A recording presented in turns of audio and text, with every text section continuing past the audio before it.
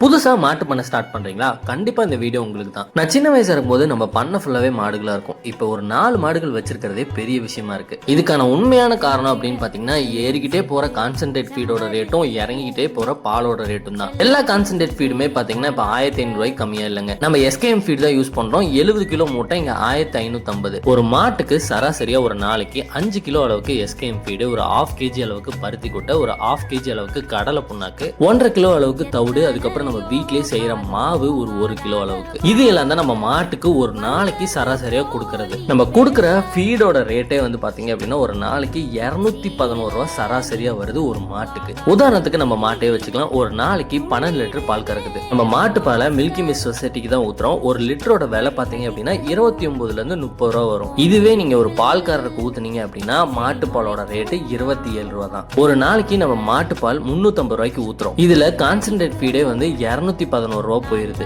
ஒரு மாட்டை ஒருத்தர் பாத்துக்கிற கூலி ஒரு நாளைக்கு 100 ரூபா மட்டும் போடுங்க. மிச்சம் இருக்கிறது 39 ரூபா தான். இதுலயும் நம்ம மாடுகளுக்கு போடுற பசுந்தீவனத்தை எல்லாம் கணக்கு போட்டீங்க அப்படின்னா நெகட்டிவ்ல தாங்க போகும். இதுதான் மாடு வச்சிருக்க விவசாயியோட இன்றைய நிலைமை. பால் பண்ண வச்சு சம்பாதிக்கலாம்னு நினைச்சீங்கன்னா ஒண்ணு நீங்க பால் வியாபாரியா இருக்கணும், அப்படி இல்லாட்டி ஒரு பால் கம்பெனி வச்சு நடத்துறவங்களா இருக்கணும்.